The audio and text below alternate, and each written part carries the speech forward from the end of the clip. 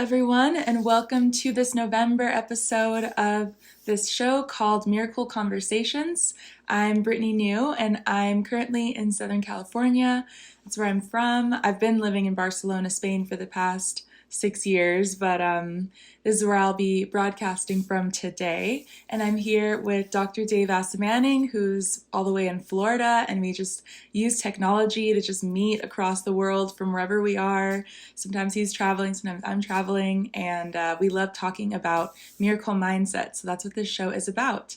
And today we are very excited to begin a new theme because every year we have a theme together and we start the next year's theme in November of the previous year.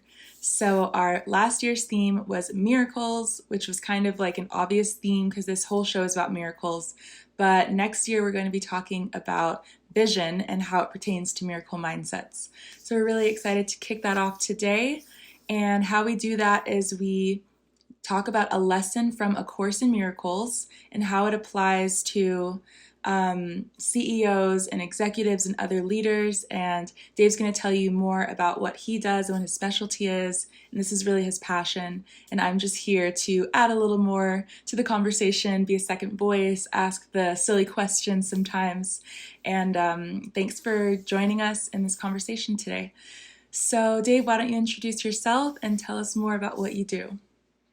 Thank you, Brittany. Good to be with you again and good to be with our audience. And love all the elements you included in your intro. Really excited for how technology has helped us. I always get a kick out of saying to people, oh, yeah, I have a podcast. It's only once a month, but it's really powerful. And my co-host is based in Barcelona, Spain, and we've never actually met in person, but we've had now a very sustained, amazing working relationship.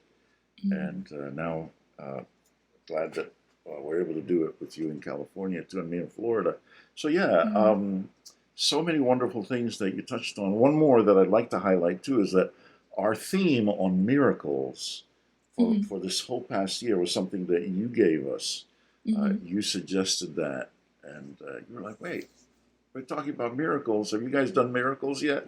And I was like, no, we haven't. So glad that we did that theme. As you said, it's quite an obvious theme to really have focused on, and it's been very beneficial. So glad for your your sharing that idea for with us.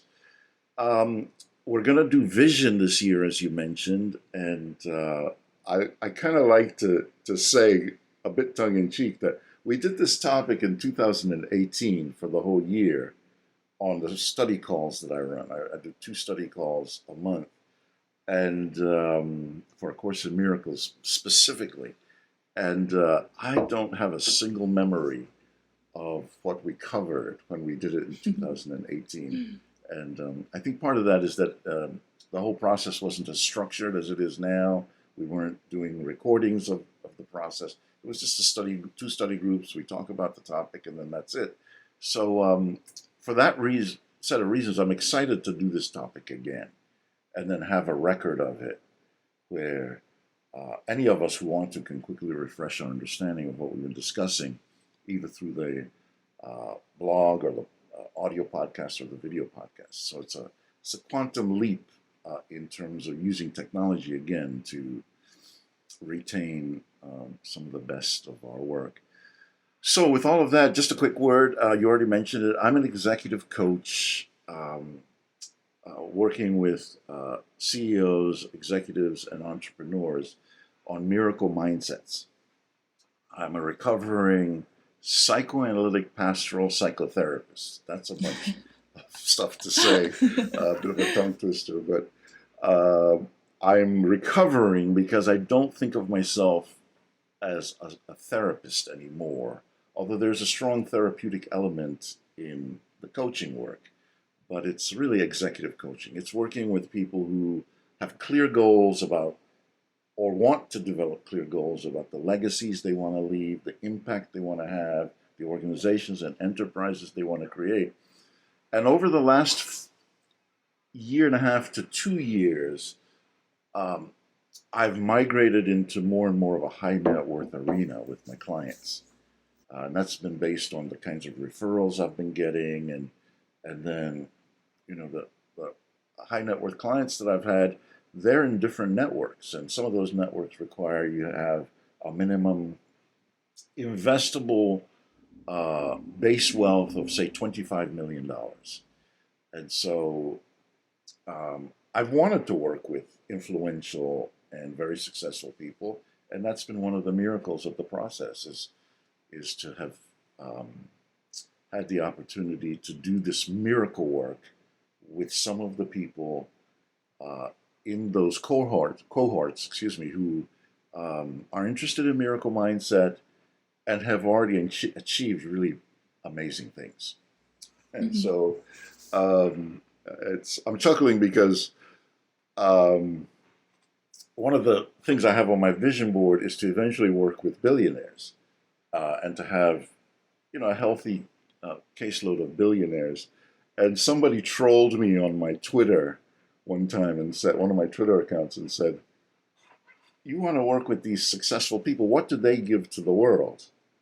And I was like, "Oh wow, it's such a very different way of looking at things, where I'm always thinking of um, just a lot of the technologies, for instance, are pioneered by people who have eventually become billionaires, and it's not to say that billionaires can't be thought of in critical ways or assessed critically and so on, but they're people too, and they have needs, and um, a lot of my work is providing a safe uh, sounding board and a Hmm. space for them to sort of talk about what's on their minds as they're running things and building things. So anyway, the objective eventually is to work with compatible billionaires, and I know that there's pushback for that. But again, that's part of my how I see executive coaching from my professional perspective. One of the things that I want to be sure to emphasize in our journey together is how miraculous it's been, right? Our journey together has been miraculous. Earlier we were talking about the miracle of technology. That's one level of Hmm. the miracle, right? But Hmm. there's a miracle a miracle sequence, I should say, that I get a great kick out of talking about every time on our call. It really anchors the interpersonal dynamic involved in our journey together. The course emerged from Helen Schuckman and I think Bill Thetford. They were two professors at Columbia who were having personal conflict, and they couldn't resolve the conflict. And then Jesus showed up to Helen and gave her a Course in Miracles as part of the process for resolving their conflict. Now, we have Hmm. never had conflict. We haven't started with conflict, but the way we started is that I had some really funky looking worksheets that were very basic Word documents. And I was like, I mean, at the time, I didn't know any better. And I was like, oh, Brittany, maybe I'm stumbled on her as a freelancer. Maybe she can make these a little prettier. And I was just thinking, oh, a little prettier. When they came back, my socks were blown off. I was like, wow, that's like a quantum leap above what I was thinking and what I had. So we went with that process, and every little thing I was getting carried away. Like, can you put this squiggly thing here? Can you do this over here? I was like, and Brittany, you were so like effective and accommodating and just beautifying my stuff. And then after we had done that for a while, we kind of graduated where I was like, okay, let me check with Brittany and see. I've got these video modules for my online course. They're also very basic, but let me check to see if um, Brittany can do anything with these. And then you worked your magic. You had intros and outros, and you had music and graphics. I mean, the whole thing was just took on a whole nother beautiful sheen. And then after that, I was able to use the videos to work with a writing coach to help me get the book in shape. There was a lot of additional work we had to do, but those modules really helped a ton. And then after the book came out, I was like, okay, podcast time. Let's how are we going to do a podcast? I don't really want to do a podcast every day, 3 times a week. We'll do it once a month. That's about the rate. But let me check with Brittany to see if she could help me. And one of the things I'm thinking about how she could help me is to interview me and give me somebody to engage with and interact with as we do the podcast. And you were amenable to that. Um, and in addition to that, all your other skills came into play right away, right? Editing and video. This is your area. I mean, you do such a great job with it. So we would have the shows. You'd interview me, and then you take the raw material, and you do turn it into a written blog, just an audio podcast, and then the YouTube podcast, and it'll all be posted and easily available. And I was like, oh my God, like that's just incredible. Like, um, because what that then leads to is the ability to free me up to think more about the social media strategy with all of this information. And it's so easy to hire somebody else to post all of that in different across 9 platforms, have somebody to build a following in each of these places. And then really the way it all comes together is in the newsletter, monthly newsletter, to be able to create a newsletter that keeps people who are interested informed. So, it's just a domino effect of your creativity and your talent and your skill allowing for the mission in all of this to be um, to unfold. And it's just that confidence that you can do things a million times better than I can. I can't even do this stuff at all. I mean, it's like, let alone you doing it a million times better. Anyway, so let me be quiet here and see if you have anything you want to say about your work and what you do. And again, Brittany is not bribing me to say these things about her. She doesn't have a gun to my head. I just really like celebrating the Thanksgiving every call about this miraculous process. And on top of it, like I always say, we've never actually even met. And it's like, wow. Like, okay, so over to you for anything you want people to know about you and your work. Yeah, thank you for that shout out. It's been a miracle for me too. I really enjoy doing this every month. It's a practice that keeps me grounded just for myself, and the fact that I get to um, add this to my portfolio of work that I do is really exciting. So thanks for the opportunity. I plan to continue doing this as long as you'd like to. And every year he checks around and says, "Do you want to do another year together?" And Dave's like a really type A kind of future planner. Like we've got a calendar set up for the rest of the year. So once I'm locked in, I'm in. Um, and that's he's really great to work with also. So thank you for that. But if you want to find out any more about what I do in terms of services that I offer, I've got a website, brittanynew.com, and I have a YouTube channel where I kind of teach people. Dave says he doesn't know how to do any of this. Some of the things I do, I have little tutorials for if you're interested in being more, having a bit more control over your media as an entrepreneur. I haven't posted a video in a while, but tutorials, some of them are evergreen. So yeah, you can check out my YouTube channel. It's just my name, Brittany New, or my website, brittanynew.com. So thanks for that shout out. Oh, you're so welcome. It's some of my friends are like, man, you won't get a hold of Dave unless you make an appointment to talk with him. These are the friends, right? In terms of the structure and I was like, yeah, it's the most obvious thing. Why wouldn't we schedule ahead when we're gonna hang out, when we're gonna talk? Because if you're just calling me, you'll never get me on the phone. That just never works. My ringers are all off, and it's the sort of the moat around me to just have peace of mind and stuff. And I think it's the most natural and normal thing. And people look at me like, wow, you are so you are so structured. And I'm always laughing about it. So yeah. So anyway, thank you for going with the structure. It's a lot of fun, and you have been an absolute miracle in this process, as I keep saying month after month. And I believe that the nature of the miracle story is evolving too. As we do more things and as more things get in the mix, it's just an amazing way to see the blessings that God is imparting through the process. It's a little bit like what I was saying about traveling with a lesson the whole year, or picking a movie to keep unpacking and decoding, or to pick a biblical story that you're fond of.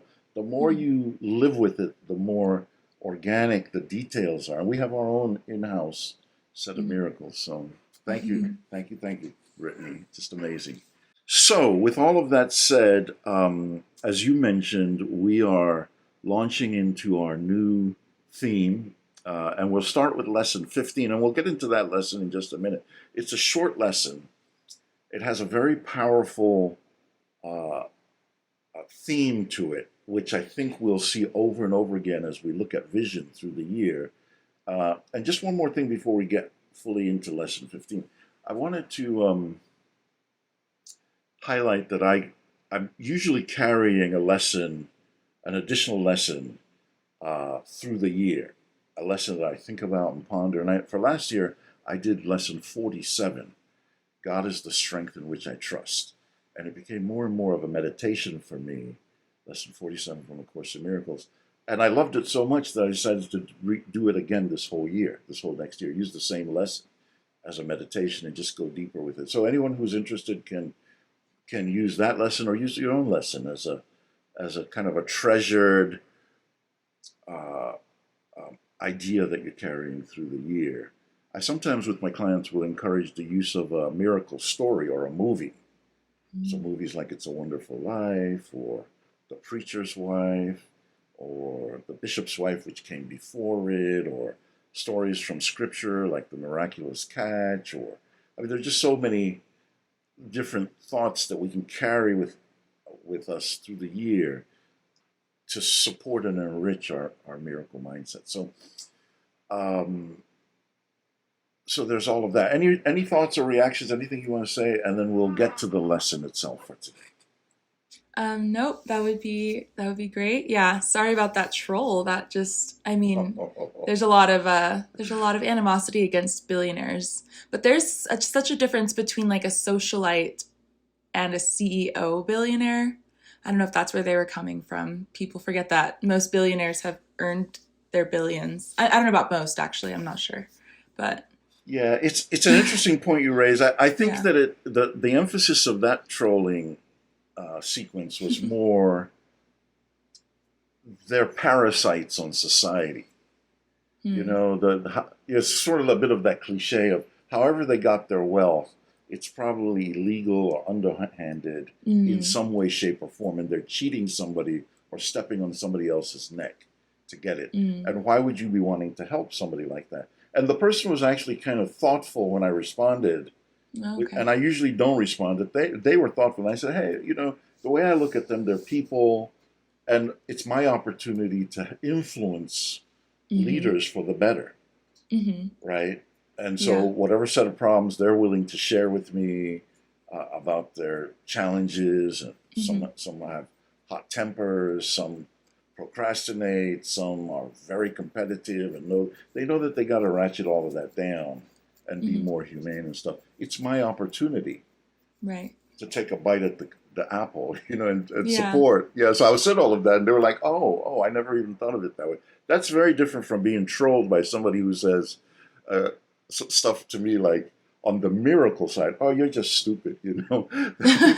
People will troll me and say, "Oh, you're just stupid." Like there's nothing like a miracle. If you were scientifically minded, you would know. You're just so ignorant. And I'm like, well, I was a biology major and a chemistry minor, and loved physics all through undergrad and even before in high school. So Mm-hmm. it's just strange when people say that without an understanding of the technical requirements to get a PhD in psychoanalysis and religion. I'm like, wow, okay, you just threw 10 years of my life away with.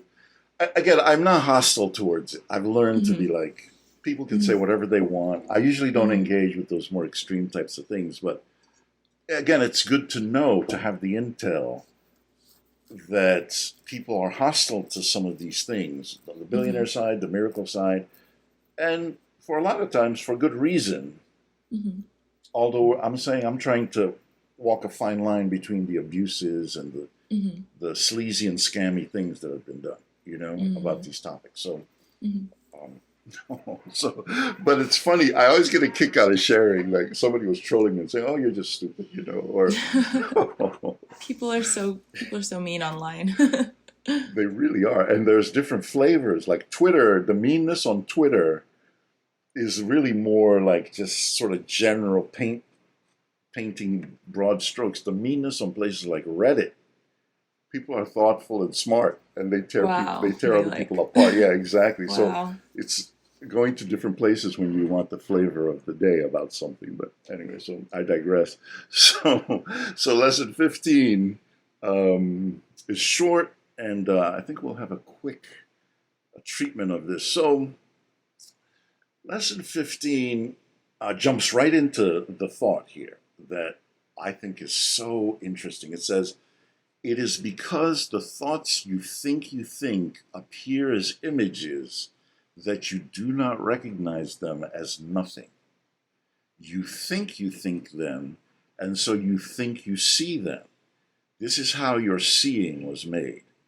This is the function you have given your body's eyes. It is not seeing, it is image making. It takes the place of seeing, replacing vision with illusions. I'm like, There's wow, that that vision. is. Let's say it again. There's that vision, the Yeah, keyword. Yep. precisely. Mm-hmm. There's our Mm-hmm. key word in saying we actually make images within our physical apparatus, the body's eyes. We make images and put those images in front of our eyes and believe that because there are actual images that we've manufactured and put in front of our eyes, that we're seeing things. Mm. And that it's just a massive illusion, um, and that's actually covering up vision, true vision. Right? There's so many different corollaries and ideas that are related to all of this. So, for instance, one of them that the Course talks about a lot, which we've encountered many times before, nothing new, but is the idea that we can be body identified or we can be spirit identified. And to be body identified is to actually be in an illusion, a maze. And Mm-hmm. we're going to get all kinds of things confirmed for us by the body that are actually not true, Mm. because the body is made for the things that it then picks up on, Mm-hmm. and it leaves out a whole bunch of other stuff. So that's one way of describing the dichotomy here that the Course is trying to help us correct. We want to be more spirit identified, and relinquish the hold the body has on us, right? So I don't know if you have any reactions to that thought, which is that everything that we see with our physical eyes is an actual image of some kind that we have made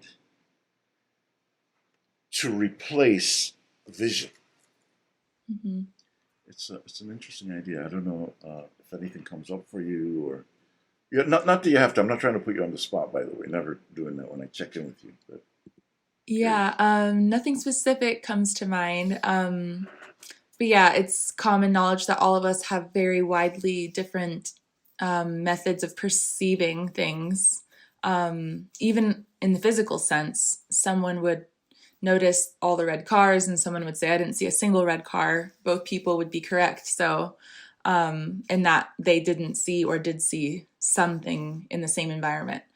Um, so I can easily see how, on a spiritual level, that principle could translate into the subconscious and then create an entire reality. So, Mm-hmm. yeah. Mm-hmm. Excellent, excellent. Thank you for that input. Yeah, very, very good. So, just sticking with this passage Mm-hmm. for a few more quick points, and then we'll do Mm-hmm. the application. So Mm-hmm. the next thing it gets into, which I never really understood that well until this year, as I've been studying and preparing for the study groups that I have and our call on this, is that there are light episodes that people begin to have, right? And light episodes are where we begin to see our images rimmed around with light, like with layers Mm-hmm. of light. And it's a little bit like the images we've created are actually blocking something, and that the light is beginning to seep into our awareness from around the edges of the image we've created. I Mm-hmm. never really understood this at all. And then Mm-hmm. last week we were on our first group call of the month. We do two group calls 2 weeks apart. And we were talking about light episodes, and I was like, I was beginning to get some sort of basic understanding. And then the next day, I was doing my fitness walk, which I do every morning now, I'm glad to report, a minor miracle in and of itself. And I was looking to the east where the sun was rising from, and there were all these really gray clouds, and they were all rimmed around with light. And I was like, oh, that's a God wink. We just had the call yesterday. We were talking about light episodes. And this is not what it's talking about. It's not talking about literal sunlight rimming a cloud. It's talking about spiritual light rimming an image that we've seen or creating a rim around.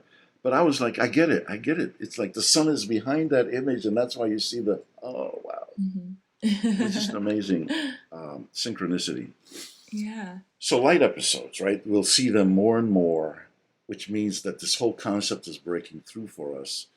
And again, okay, if it's a bit of an elusive concept, the lesson itself says a first pass at all of this will not make much sense to people, right? And I'm saying that I've been doing this for almost 30 years now, and I've never really understood this whole concept of light episodes until just last week, really, for the first time. Now, it doesn't mean I'm experiencing light episodes, but I was given a metaphor for what they look like in those clouds.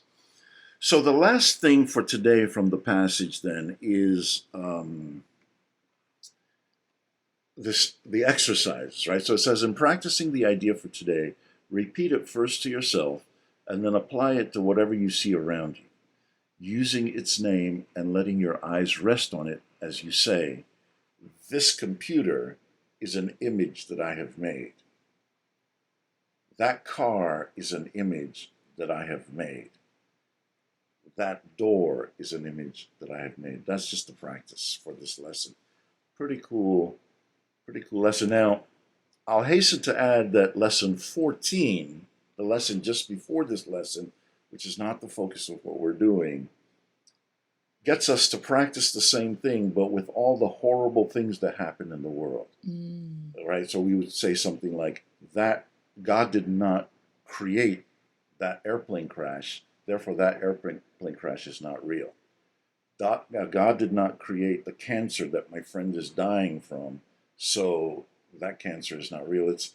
It's an interesting switch from tragedy and horror, and then sort of more mundane physical objects. And I just wanted to tie in and say, the Course is doing something very strategic here, which is that all the images of terror and horror that are written on the world are images that come from us, not from God, right?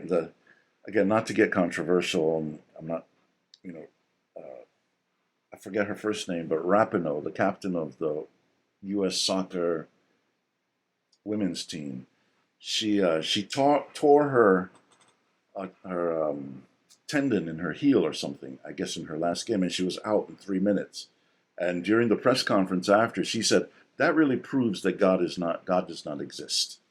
Because that's the worst thing that could happen to me. My last game, and I'm ejected 3 minutes in, and we lose. So that God is not real. And I was like, oh, wait. That's a perfect setup for everything we're talking about here, which is that the images of what happened to us are our images. Okay. That's it for the lesson. Any thoughts before we go to application, which I know you're really great at when we get to that topic. So anything you want to say about any of this? No, thanks for adding that context with the previous lesson because, yeah, I don't always do like the before the lesson and after the lesson, my own research before going into these. So thanks for that. That's helpful, I think. Yeah. Super. Yeah, it just feels like if I can do that, then it deepens what we're getting at. We're not just trying to convince ourselves that the computer is an image I made from somewhere.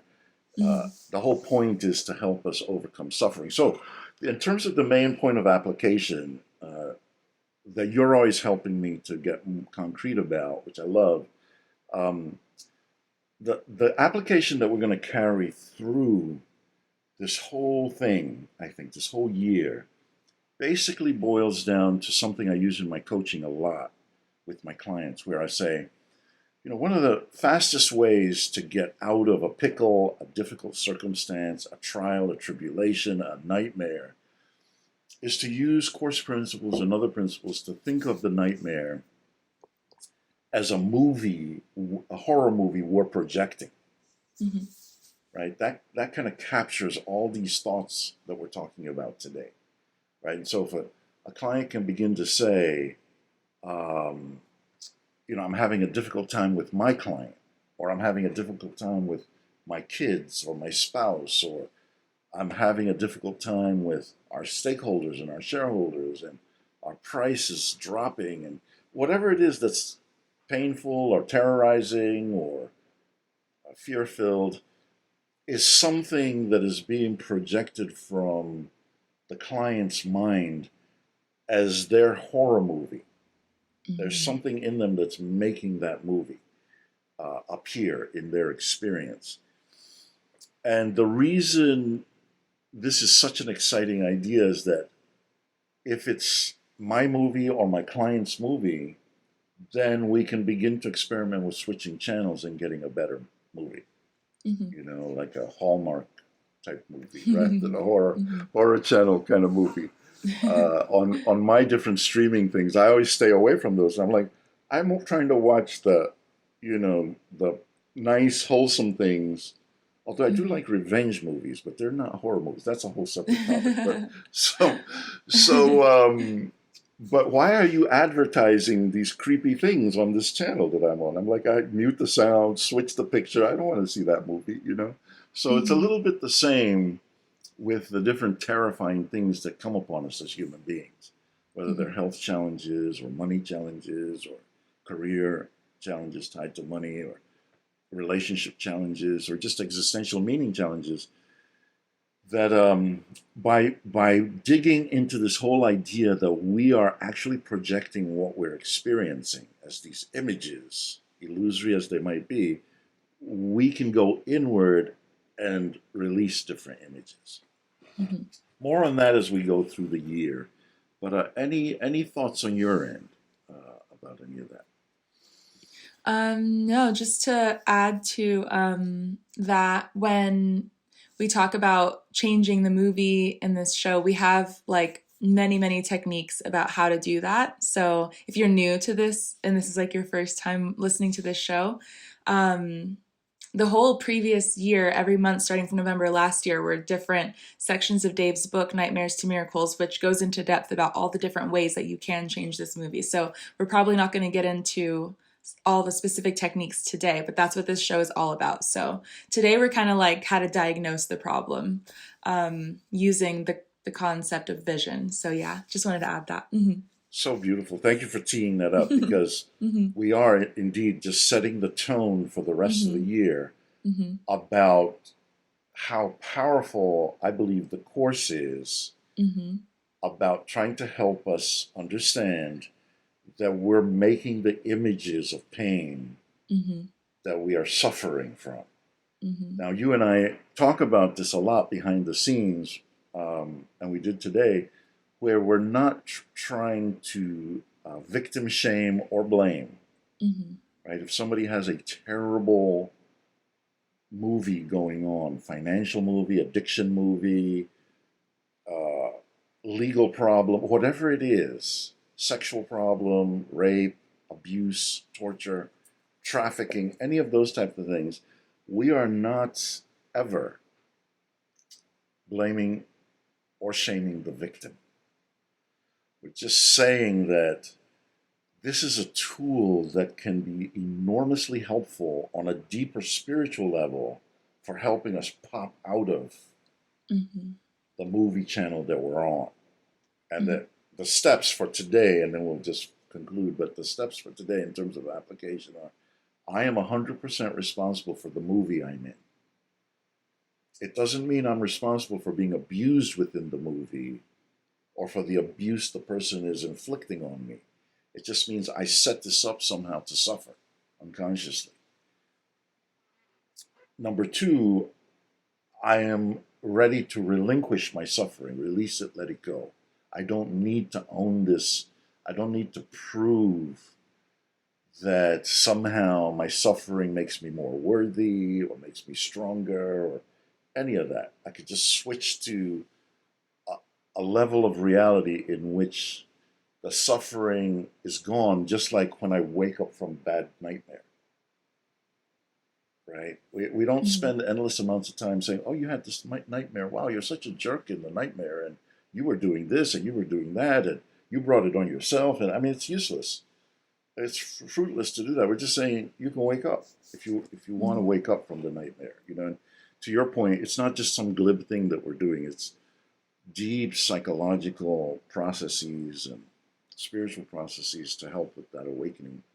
Mm-hmm. So number one, I'm 100% responsible. Number two, I'm willing to relinquish the investment I have in my suffering and Mm-hmm. my nightmare. And then number three, I'm willing to tap into the divine replacement for my suffering, Mm-hmm. the happy dream rather than the nightmare. Mm-hmm. So that's it. That's what we're working on for the rest of the year. It's going to be really interesting to talk about as we go through the year. The eye's vision, which is made up of these images of illusion, which frequently embody suffering, and then true vision, which is spiritual sight, which comes from a place of joy, peace, love, uh, and freedom from suffering.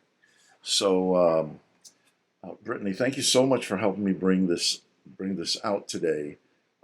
Any final thoughts before we wrap up? Yeah, we like to close with a little practical application, activity, or something like that. The course has given you the script to say, this blank is an image that I have made. I'll put that on the screen. So you can say that about everything that you see, but also go a level deeper and maybe apply that to something that is troubling you, something that's in your life that you want to change and replace, different elements of a situation that you'd like to rearrange and see a different outcome to. So that could be your activity for today if you've got some time when this video is over and you're getting on with your day. But in any case, thanks to everyone for watching and listening again. So yeah, we'll see you next month. Any other things to add, Dave? Oh, just thank you for the Mm-hmm. application, Mm-hmm. that concrete thing that you laid out, and Mm-hmm. reinforcing it with the image. If you're able to put that up too, we didn't Mm-hmm. plan that ahead. I really love that you're inviting our audience to practice that way. And we're Mm-hmm. being, again, I've said it before, but we're being measured. There are so many things we can talk about. But I think that it's nice to just sort of build it up step by step. And so I'm looking forward to the rest of the calls, and where Spirit leads us to keep reinforcing this idea of our illusory image making, which takes the place of reality for us, and then this deeper source that we're being encouraged to get in touch with, which you're advocating the exercise is also helping us get in touch with. So excited, and thank you, Brittany, for another great call. Thank you to our audience Mm-hmm. members who watch us. I know there are people who watch us regularly, so thank you Mm-hmm. as well. Thank you for your feedback if you have any, Mm-hmm. to help us make the show better. So awesome. Looking forward to seeing you next month, Brittany, and the safe travels in Likewise. California and Thank elsewhere. you. And And happy Thanksgiving to everyone coming up. yeah, thank you. Good time Thank to you. practice gratitude. That's a Yeah, great one. it is. Same to Um, you, Brittany. Thank yeah. you. All right. Okay. See ya. Bye. Bye, Brittany.